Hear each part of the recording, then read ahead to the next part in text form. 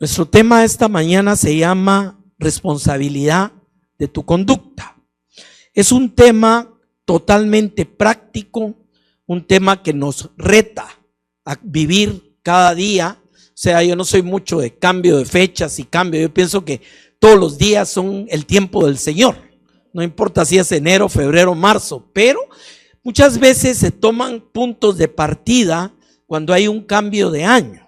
O sea, ya es como una costumbre. Empezamos un nuevo año en la universidad, empezamos un nuevo año en algún tipo de otra tarea, etcétera. Y en ese sentido, yo quiero retarle esta mañana. El punto es un reto, y es el reto de nuestra responsabilidad. ¿Por qué? La forma comprobada más fuerte de aprendizaje que tiene el ser humano es el ejemplo. O sea, de nada sirve que digamos en la casa 100 veces no hagas esto si el hijo nos ve hacerlo. ¿Me explico? Y así es en todas las cosas. O sea, la responsabilidad de cómo actuamos, de cómo hacemos las cosas, es una responsabilidad que se traslada a todos los que nos ven. Y déjeme decirle, existe una tendencia a veces en la iglesia a que la gente dice: no me mire a mí, mire a Cristo. Y suena muy bonito, pero la gente me va a ver a mí. Y no digo que no vaya a ver a Cristo, pero van a ver a Cristo si lo ven en mí. Y déjeme decirle, Jesús dio unas palabras hablando con sus discípulos en el capítulo 14 de Juan, cuando les dijo: el que me ha visto a mí, ha visto al Padre. Fíjese qué palabra interesante. Recordemos que era el Verbo hecho carne y habitó entre nosotros y vimos su gloria.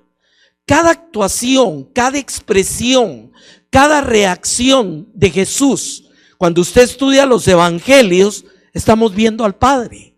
O sea, Jesús era la manifestación humana del Padre.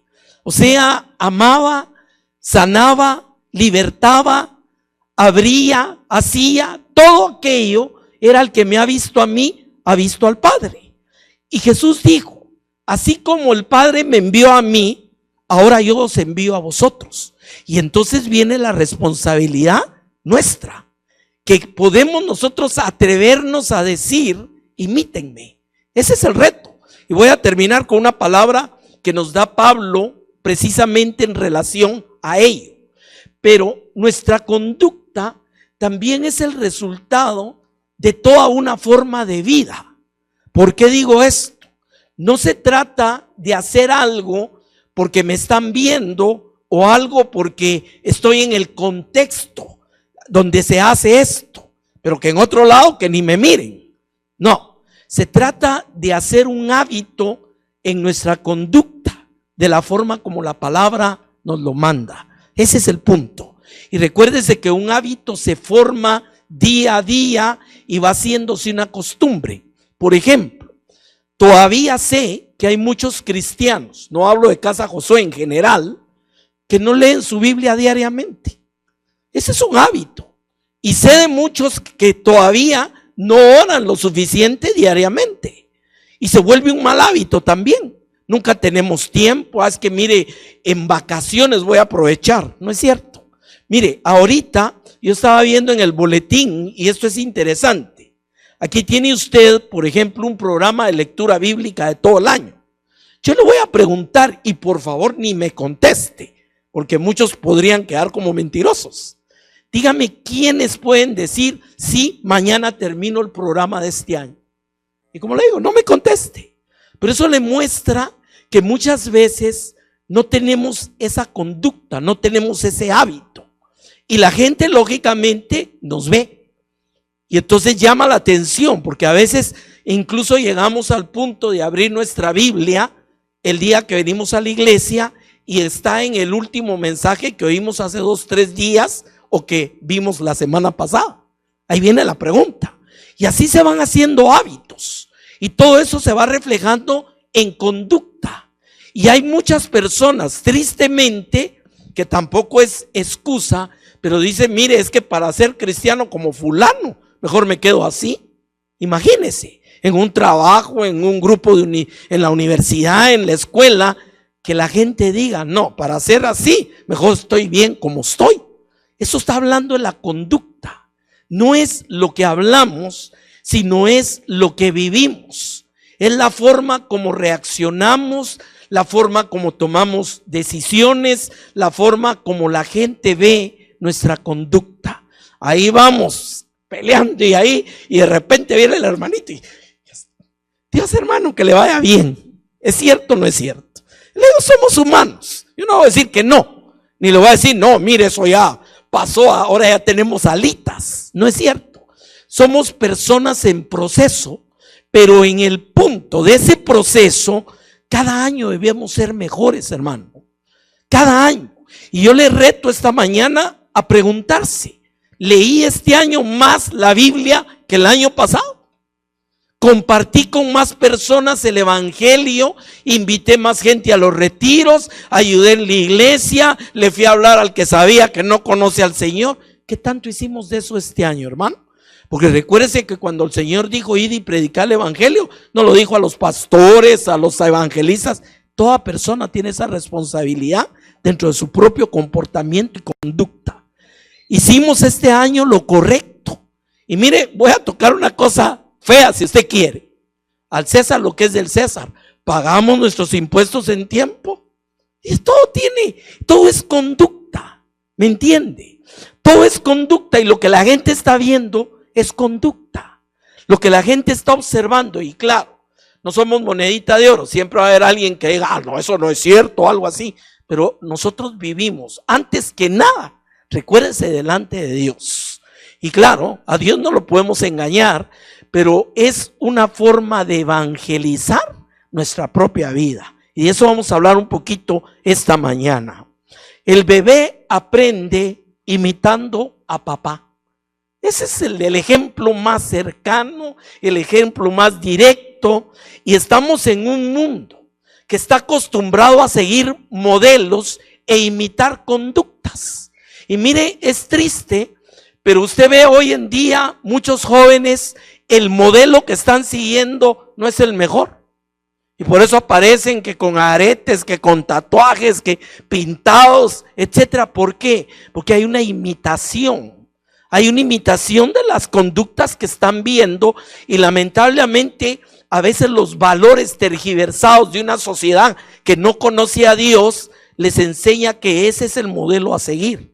Y si nosotros como cristianos no somos desafiados a presentar una conducta que sea modelo, realmente no estamos ayudando a este mundo. ¿Me entiende el punto de esto? El otro elemento también es que esos modelos son modelos que muchas veces llevan a destrucción. Y en cambio, en la vida cristiana, qué maravilloso es ver cuando los jóvenes lo que imitan es una vida cristiana. Y no digo el término imitar en términos de apariencia, lo digo en términos de vida. A mí me da gusto cuando aquí están todos los jóvenes cantando. Algunos domingos, no quiero decir que hoy no estuvo lindo, pero a veces tenemos aquí 7, 8, 9 jóvenes que con la guitarra, que es maravilloso. ¿Por qué? Porque ya viene una descendencia sobre la otra. Mi padre era un pastor cristiano, nosotros somos segunda descendencia, mis hijas sirven al Señor todos y a mis nietos están creciendo totalmente bajo esa cobertura también. O sea, hay una traslación de esa conducta. Ya es parte de su vida el ir a la iglesia, el cantarle al Señor, el leer la palabra. ¿Por qué? Porque están viendo una conducta y están mamando desde el hogar esa forma de vida que después se va a trasladar. Y déjeme decirle, qué maravilloso cuando nuestros hijos llegan a la universidad y chocan de frente con tantas corrientes de ideas, con tantas formas de vivir que no son del Señor. Y sin embargo los vemos permanecer en los caminos del Señor y crecer dando fruto en las cosas de Dios. ¿Qué significa? Significa que hemos sabido sembrar una buena semilla y significa que estamos dando un buen ejemplo. ¿Me entiende el punto de esto? Yo sé, aquí hay muchos que yo conozco a los papás y le digo, sé que los hijos han venido desarrollándose a través de esa cobertura y ese conocimiento del ejemplo de los propios padres. Esa es una bendición, hermano. Es la forma de trasladar de una mejor forma nuestros valores. Porque claro que es importante la enseñanza, es importante nuestro testimonio, pero va a ser más importante que ellos vean nuestra conducta. Y fíjese, el Señor dice en Proverbios 12:26, una escritura que me gusta mucho. Dice: el justo es guía para su prójimo, pero el camino de los impíos los extravía. Nótese, el justo es guía para su prójimo. Donde quiera que Dios te haya puesto, las relaciones que tú mantengas de estudio, de amistad, de familia, ¿qué está esperando el Señor? Que nosotros seamos una guía para todos aquellos que están a nuestro alrededor. Eso es lo que dice la palabra. Fíjese que en Filipenses capítulo 3, verso 17, que es con lo que voy a cerrar, pero Pablo decía: oiga, hermanos, sed imitadores de mí. Y vuelvo a insistir, la palabra imitador no está en función de una apariencia. Cuando dice sed imitadores, se refiere: vivan una vida como la que ustedes están viendo que yo vivo. Ahora, hermano, podemos atrevernos a decir a una sociedad que no conoce a Dios, a comunidades donde el concepto de Dios se ha tergiversado y no es más que una filosofía de religión, podemos decir: sed imitadores de mí. Y le digo, empezando desde la casa, pero podemos que la gente realmente quiera imitar tu vida. Que la gente diga: yo quisiera ser como aquel hermano. Siempre está aquí, siempre es fiel, siempre está viendo a quién sirve, siempre recibe una palabra de exhortación. Eso es ser imitadores. Amén. Y fíjese, dice: y mirad, dice, a los que así se conducen. Ya no solo es Pablo, según el ejemplo que tenéis en nosotros. ¿Qué era lo que miraban las comunidades y las iglesias a las cuales Pablo, el Señor le permitió fundar y levantar y establecer? ¿Qué era lo que estaban viendo? Andaba con un andaba con un Silas, hablaba con un Marcos, siempre tenía personas que le acompañaban, un Lucas. O sea, ¿qué es lo que está diciendo? Imítenme a mí y miren a los que así se conducen según el ejemplo que tenéis en nosotros. ¿Qué era lo que miraban las comunidades? Miraban siervos, miraban gente de oración, miraban gente de buen testimonio, miraban gente que estaba escudriñando las escrituras, miraban gente que estaba evangelizando. Eso era lo que estaban viendo. Y ese fue el fundamento y el pilar sobre el cual se construyó la iglesia desde el principio, siendo imitadores de aquellos que nos precedieron y que eran ejemplo de vida para la iglesia. Y durante los siglos y los siglos sigue permaneciendo el reto y la responsabilidad de ser imitadores de aquellos que nos han dejado ejemplo, hermano. Gente que ha consagrado su corazón y su vida a Dios, y gente que nos reta a que nosotros también podemos hacer lo mismo. Eso se refiere con el tema de sed imitadores. Ahora, en el Sermón del Monte, Jesús utiliza varias alegorías en Mateo capítulo 5, verso 13, que se refieren a ejemplos de cómo debe ser esa conducta. Dice el verso 13, Mateo 5: vosotros sois la sal de la tierra. Hoy en día pensamos en la sal como simplemente un mineral, un elemento que le da sabor a algo. Pero en la época en que esto fue escrito, la sal ocupaba un lugar mucho más trascendente. No había refrigeradoras, no había forma de conservar que los alimentos, especialmente la carne, no se corrompiera, y usaban sal. Y la usaban para otro tipo de alimentos y otro tipo de cuestiones. Incluso hasta en la medicina utilizaban la sal como una forma de cauterización. O sea que la sal tenía un significado de evitar cualquier forma de corromperse de la carne. Y Jesús usa esa alegoría en ese sentido. Cuando dice: vosotros sois la sal de la tierra, Pero si la sal se ha vuelto insípida, ¿con qué se hará salada otra vez? Ya para nada sirve. O sea, la sal tiene un grado en que se puede deteriorar. Ya no sirve. Incluso las amas de casa lo darán testimonio. Hasta lo prueba y dice, esta sal ya no tiene sabor. Y cuando se da ese grado, ya no sirve. Y Jesús usa la alegoría. La gente sabía muy bien. Todo el mundo usaba la sal.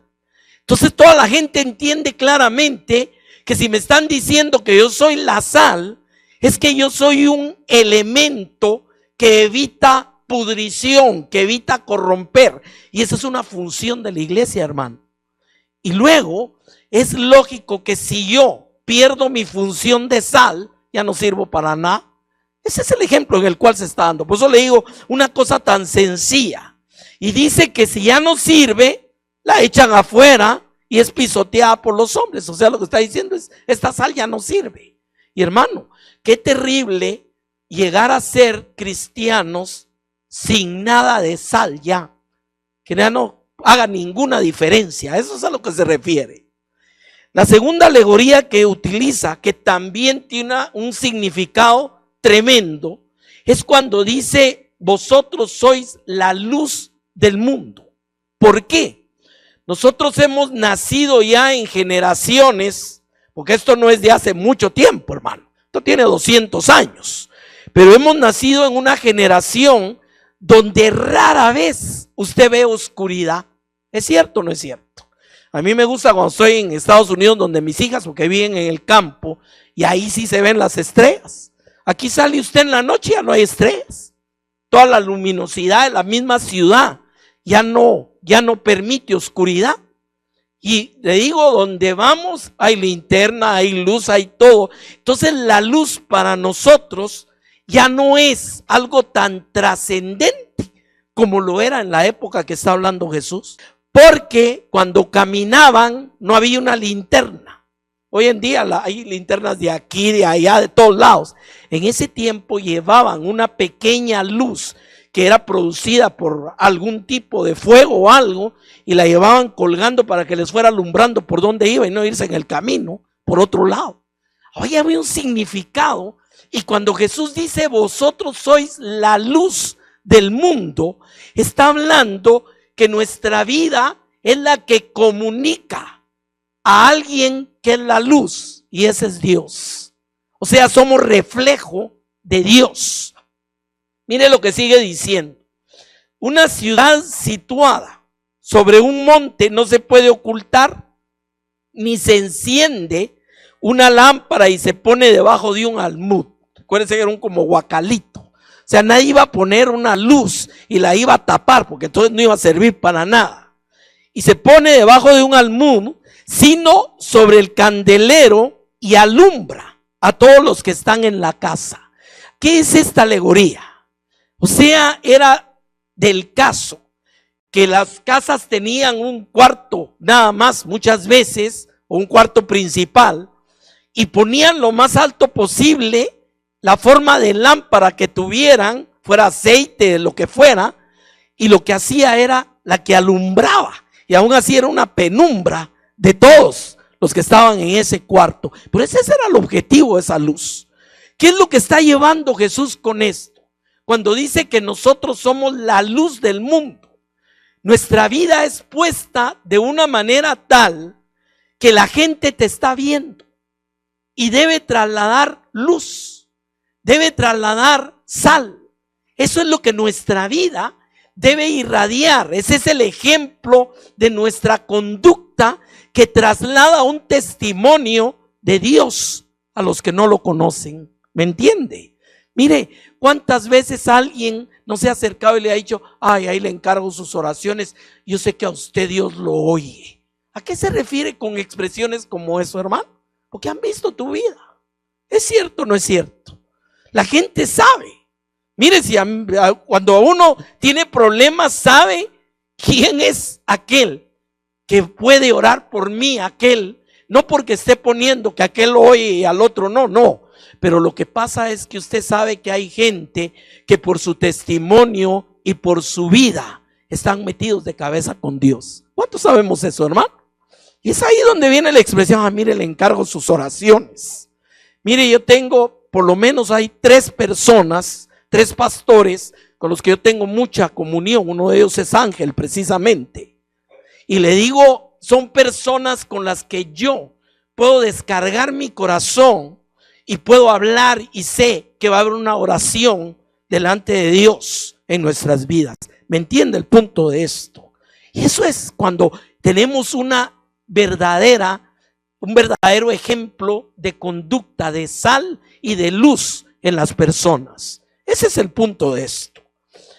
Dice el verso 15, que no se enciende la lámpara y se pone bajo de un almud, sino un candelero, y alumbra a los de la casa. Y mire cómo termina, verso 16.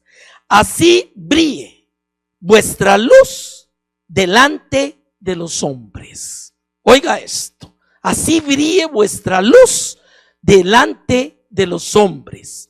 Y vamos a ver cómo se expresa esa luz. Para que vean vuestras buenas acciones, y aquí hay algo trascendente, y glorifiquen a vuestro Padre que está en los cielos. Hermano, es importante alzar mis manos, mi voz y darle gloria a Dios, pero le quiero contar algo. Mis acciones son más que 10 cantos. ¿Cuántos me entienden? No estoy menospreciando lo otro, son maneras de expresión a nuestro Dios. Pero aquí lo que dice es que cuando somos luz, nuestras buenas acciones, o sea, nuestra conducta, nuestra forma de vida, nuestro ser sal y luz, es lo que le da gloria a Dios. Imagínese la importancia de esto, hermano. O sea que tu vida le va a dar gloria a Dios siempre y cuando los hombres vean que eres sal y luz, y los hombres vean tus buenas acciones. ¿Entiende esto? Esa es una forma. Hay otras en la palabra que hablan de cómo damos gloria a Dios, pero esta es importantísima, hermano. Y le digo, aquí le estamos dando gloria a Dios sin palabras. ¿Ya se dio cuenta de eso? Y ahorita voy a llegar ahí.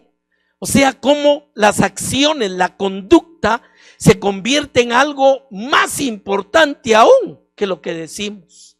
Y ahorita se lo voy a enseñar. ¿Por qué? Porque la gente está viendo, la gente está fijándose, y la gente sabe reconocer cuando nuestras vidas son sal y luz de esta tierra. Veamos otro pasaje acá. Según Primera de Pedro, capítulo 2, verso 11. Este es el apóstol Pedro. Amaos, os ruego como a extranjeros y peregrinos. La palabra peregrino hoy en día es muy escasa, ya solo un grupo de gente que fue a algún lugar, pero la palabra extranjero y peregrino en el contexto histórico de esta palabra era gente que viajaba durante mucho tiempo, a veces meses, para poderse mover de un lugar a otro, y lógicamente aquella gente no se iba a hacer a las costumbres de los lugares por donde iba. O sea, si habían salido de Egipto, iban para, digamos, para Siria, lógicamente no iban a vivir ni como los de Siria, ni como los del camino, sino eran peregrinos, estaban de paso. Y la palabra utiliza esta figura cuando habla de los cristianos. ¿Por qué? Porque nosotros en esta tierra estamos de paso. Recuérdense, Jesús dijo que estamos aquí, pero ya no somos de aquí. Amén. Entonces, cuando Pedro dice que seamos extranjeros o peregrinos, el extranjero llega durante un tiempo a un lugar, pero tampoco se adapta a vivir ahí. Es más, a veces vive años y sigue guardando sus costumbres. O sea, lo que está diciendo es, amados, no se hagan a las costumbres de donde viven. Ese es el punto. Ese es el elemento. Os ruego como a extranjeros y peregrinos que os abstengáis de las pasiones carnales que combaten contra el alma. Vamos a analizar esto un momentito porque tiene varios elementos.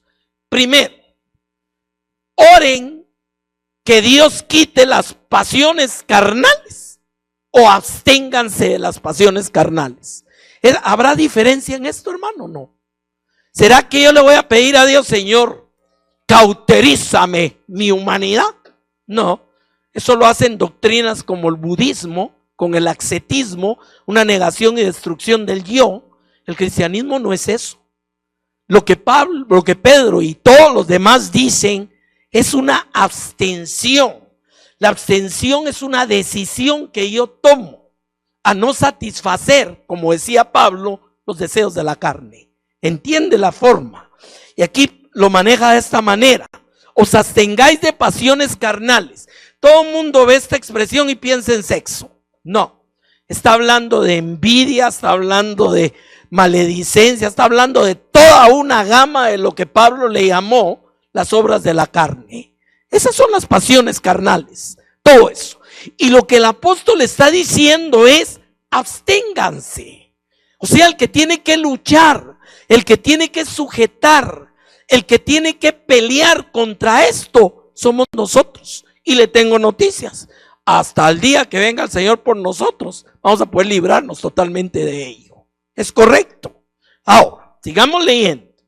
Dice el verso 12: mantened entre los gentiles. Recuérdense que los gentiles eran los no judíos, los que lógicamente venían de un trasfondo que no conocían al Dios de Israel. Mantened entre los gentiles, y aquí hay una expresión que a mí me impacta: una conducta, y le añade un adjetivo que es tremenda responsabilidad: una conducta irreprochable. ¿Qué significa irreprochable, hermano? Que no hay por donde le encuentren, en otras palabras. O sea, lo que está exhortando Pedro es que nuestra vida, oiga esto, que nuestra conducta no la puedan criticar. Y por eso muchas veces dice: si te critican por hacer el bien, no importa, encomiéndate a Dios, porque Dios es el que sabe la verdad. Y el mismo Pablo decía: tengo en poco lo que los hombres me juzguen. Pero el punto de irreprochable se refiere a una vida donde somos sal y luz en su esplendor para la gloria de Dios, en donde nuestra vida es una manifestación terrenal de quién es nuestro Padre y quién es el Jesucristo que seguimos. ¿Estamos entendiendo esto? Ese es el punto. Y por eso Pablo podía decir: sed imitadores de mí y de los que están conmigo. Sean imitadores de cómo se conducen. ¿Por qué? Porque se conducen de una forma irreprochable. Mire, esa palabrita puesta ahí es una palabra que le da peso tremendo a eso de la conducta. Eso dice irreprochable. Pudieron haberlo dejado y decir nada más: muestren una conducta a fin de que en aquello que os calumnian como malhechores, por vuestras buenas obras glorifiquen a Dios. Lo pudo haber dejado ahí, pero no. Dice conducta irreprochable. Y ya le digo, irreprochable no significa que a veces se nos sale lo que no se debía salir. ¿Es cierto o no es cierto? O sea, no, aquí no vamos a venir a decir: no, mire, hermano, ya, no. El mismo apóstol Pablo lo decía: no que lo haya alcanzado ya, pero me despojo lo de atrás y sigo para adelante. Sabía que había un proceso que Dios estaba siguiendo en su vida. Y todos estamos en esa etapa, hermano. No hay nadie que pueda decir: no, yo ya llegué, hermano. Yo me acuerdo cuando yo andaba por allá abajo. No, hay mucho todavía que Dios tiene que tratar en nuestras vidas. Y ya le digo, lo que nos impulsa es lo que dice la palabra: que el que comenzó la buena obra la va a continuar hasta el día del Señor. Cada día es un proceso, pero donde es importantísimo entender que hay un actor importantísimo que se llama yo. ¿Cuántos entendemos eso? Dios está haciendo la parte. El Espíritu nos ayuda en nuestra debilidad. Y fíjense que eso es interesante, porque dice que nos ayuda, no que lo hace por nosotros. Pero en todo ese proceso somos el actor central donde están puestos todos los ojos viendo cómo está tu camino y cómo estás desarrollándote en las cosas del Señor. Ese es el punto del mensaje esta mañana. Y dice: una conducta irreprochable. Y venga, vamos a ver esto: a fin de que en aquello que os calumnian como malhechores. Nunca vamos a estar exentos de que hablen mal de nosotros. Nunca vamos a estar exentos que la gente, no, esos son hipócritas. La gente, no, eso no es cierto. Eso no. Pero aquí el punto está entre tú y Dios. Ese es lo importante en esto. Pero claro, ese entre tú y Dios no significa que yo dé un mal testimonio tampoco. Ahí es donde viene el equilibrio de esto y la balanza. Dice, los que os calumnian como malhechores, ellos, por razón de vuestras buenas obras. Fíjense que aquí vuelve a aparecer este tema que ya lo había tocado Jesús. Vuestras buenas obras también. Hermano, sabemos que nuestro cristianismo y nuestra salvación no va a ser producto de nuestras buenas obras, sino nuestras buenas obras son producto de nuestra salvación. El que está en Cristo es una nueva criatura, las cosas viejas pasaron, todas están siendo hechas nuevas, pero nunca en la ecuación Dios omite las buenas obras. Ya se dio cuenta de eso, no lo omite. Lo que pasa es que la religión le cambia de lugar. Gánese el cielo, haga buenas obras y sea salvo. El cristianismo nos enseña que es por gracia y no por obras, pero muéstrame tu fe y te mostraré mis obras. Son el producto de lo que Dios ha hecho en nuestra vida. Y lo que el apóstol aquí dice, que nuestras buenas obras, al considerarlas, y oiga cómo termina el versículo otra vez, glorifiquen a Dios en el día de la visitación. Recuérdense que viene un juicio, hermano, y en ese juicio sí están invitados los cristianos. A ver, la gente piensa que no, pero sí, es el juicio de las obras.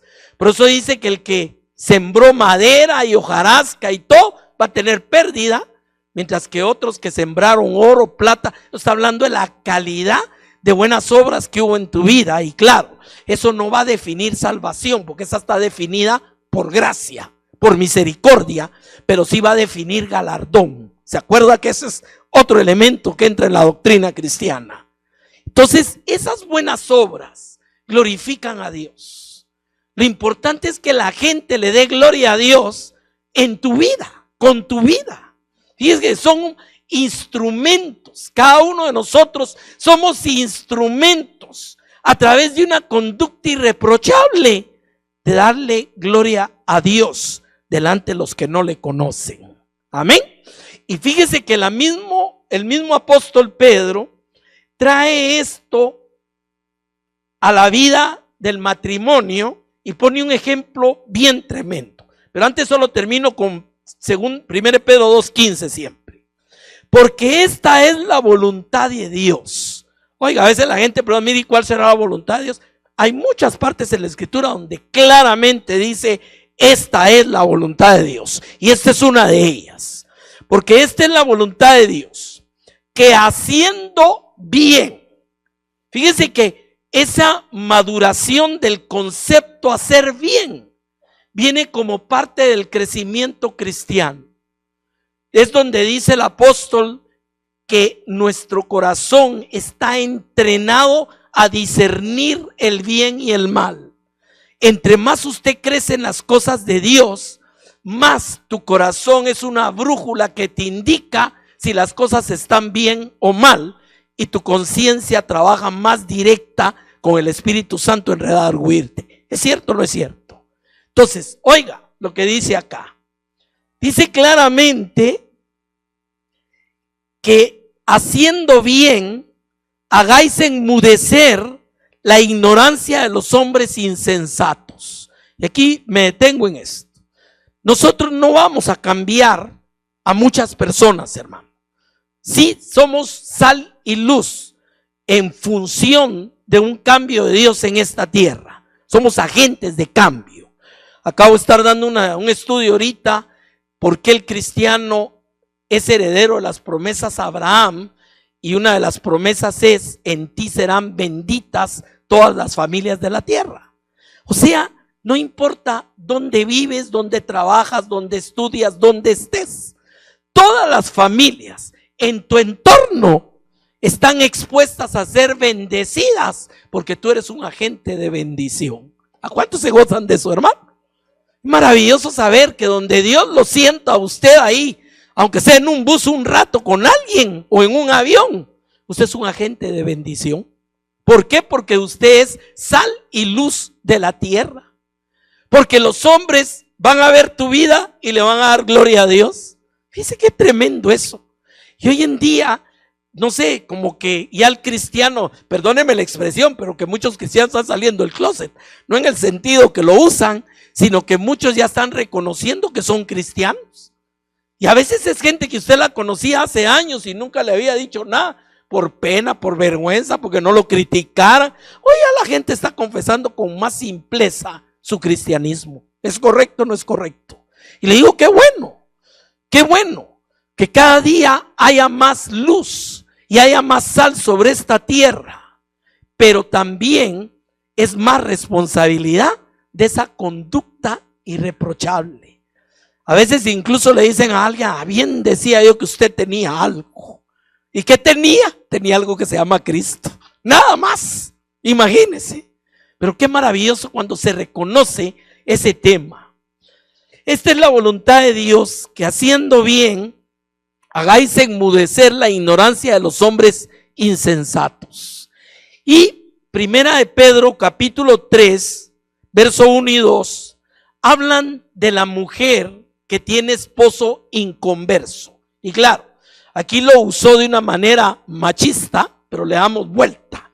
Esto es aplicable también para el hombre que tiene mujer inconversa. Y oiga lo que dice: asimismo, vosotras mujeres, estad sujetas a vuestros maridos, oiga, de modo que si alguno de ellos son desobedientes a la palabra, y esto es bien importante, puedan ser ganados sin palabra. O sea, podemos ganar a alguien sin hablar, hermano. Sí, con la conducta. ¿Ya se dio cuenta? Pues como le digo, yo extrapolo esta verdad de esposo a esposa y la traslado a cualquier relación que tengamos en nuestro entorno social también. Y oiga lo que dice: de modo que si algunos son desobedientes, puedan ser ganados sin palabra alguna por la conducta de sus mujeres. Qué maravilloso esto, hermano. A mí me impresiona esto de veras. Y así puede usted ganar no solo esposa a esposo, sino esposo a esposa, a hijos, a parientes, a papás. Los puede ganar a través de una conducta. ¿Ya se dio cuenta de eso? Y mire, qué maravilloso. Mi experiencia personal, cuando yo me convertí al cristianismo, yo tuve una guerra con mi mamá. Mi mamá era una señora religiosa de toda su vida, pero en los años finales de su vida, no solo aceptó al Señor, sino llegó a reconocer que Dios había tocado nuestra vida, porque incluso me llegó a decir: qué buena mujer te dio Dios. Y lo alabo. Ya tenemos 39 años de casados. Le digo, ¿cómo pasa la situación con la conducta? La gente mira tu vida, la está viendo.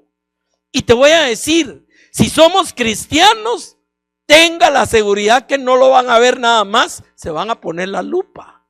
¿Es cierto o no? Y no puedo vivir una vida que miren a Cristo, a mí no. Me están viendo a mí. Por eso yo tengo que ser sal, ser luz, tener una conducta irreprochable, y todo eso es el ejercicio de una vida de cristiandad que yo vaya desarrollando. Que verdaderamente haya un meditar de día y de noche en la palabra que yo te doy, que no se aparte nunca de tu corazón, orar sin cesar. Todos esos son elementos que componen nuestra vida espiritual. ¿Es cierto o no? Mire, perdóneme que le ponga el ejemplo de mi esposa, pero es la más cercana. Todo el tiempo anda con el teléfono ahí, pero sabe que está oyendo a Dante Gebel y a no sé quién más. Ahí está toda la vida oyendo. Le digo, póngalo en la televisión, otro lado, se va a quedar ahí en la medio oscuridad. Pues no se duerme si no ha oído la palabra. Entonces es parte del comportamiento, es parte de lo que hace nuestra vida, es parte de lo que está dando testimonio de que somos hijos de Dios. Por eso el mundo no nos conoce, porque en nosotros hay algo diferente, ¿me entiende? Y le digo, y puede haber mucho detractor, puede haber mucho de esto, pero al final nuestro juez, que es Dios, sabe cuál es la honestidad y transparencia con que vivimos nuestro cristianismo. Ese es el punto más importante.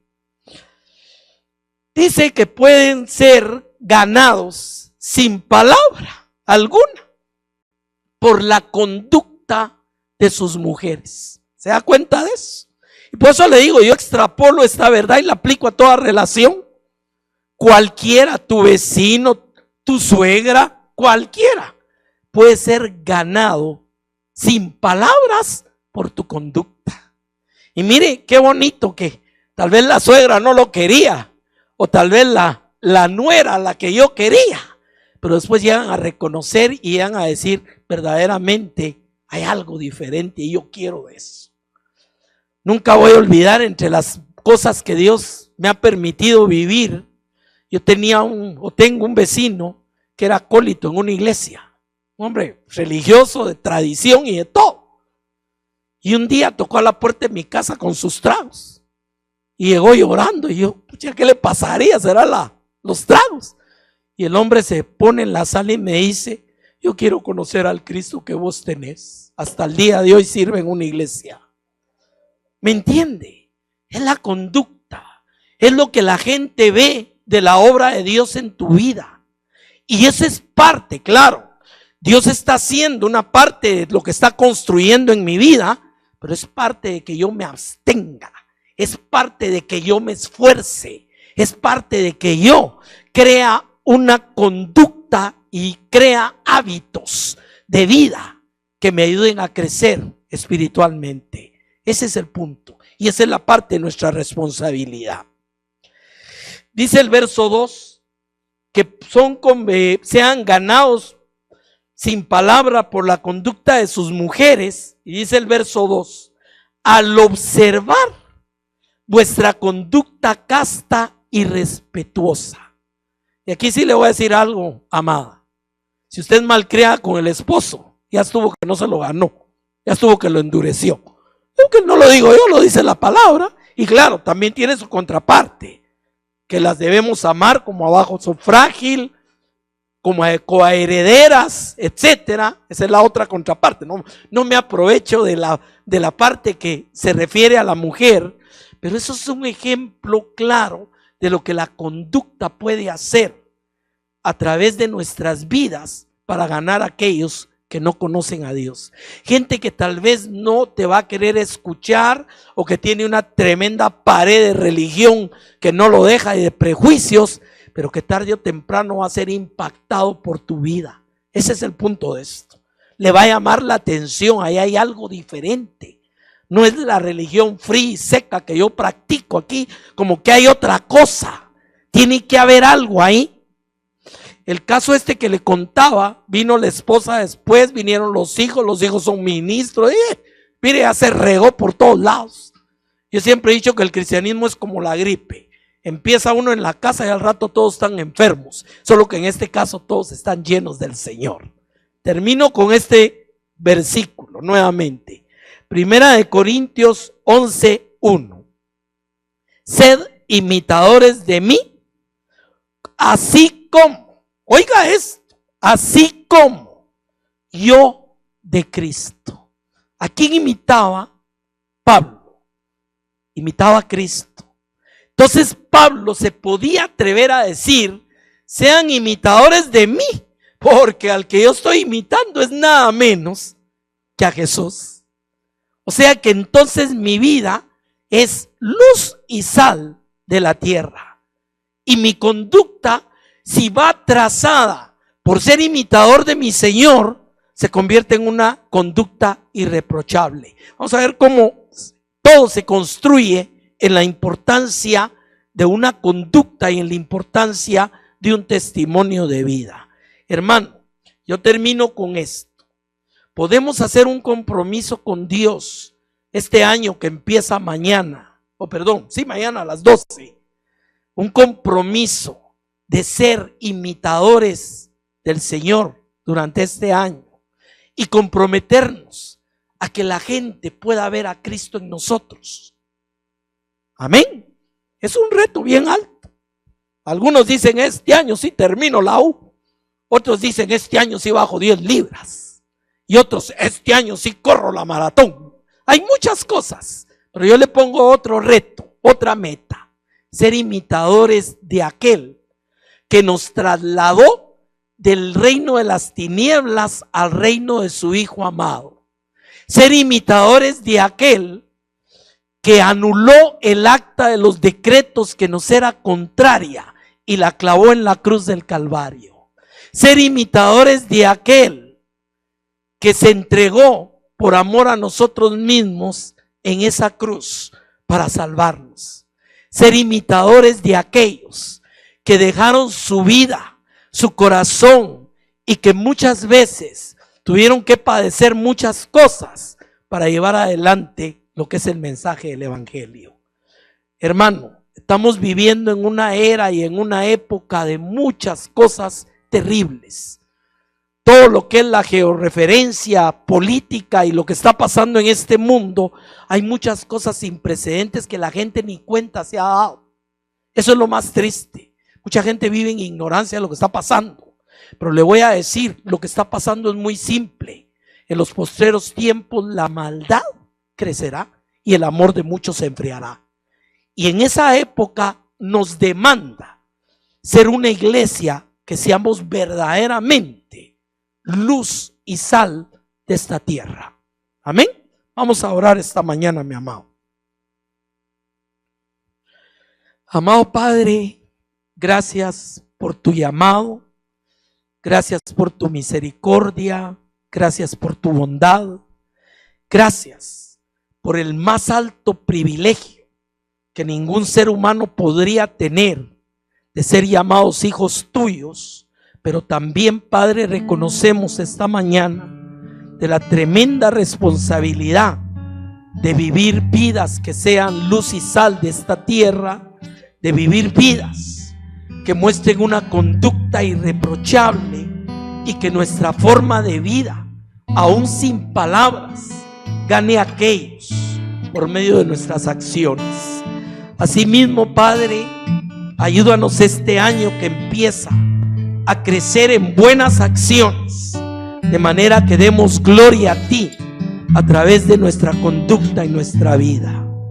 Gracias por todo tu amor y misericordia, y gracias porque sabemos que no podemos hacer esto solos en nuestra fuerza, pero tú has derramado tu Espíritu Santo que intercede por nosotros y nos ayuda en nuestra debilidad, y tú, Señor, estás intercediendo en el mismo trono de la gracia cada día por nosotros. Gracias, Padre bendito, por todas tus bendiciones, y yo bendigo toda familia esta mañana en el nombre precioso de tu Hijo Jesús, Señor. Amén.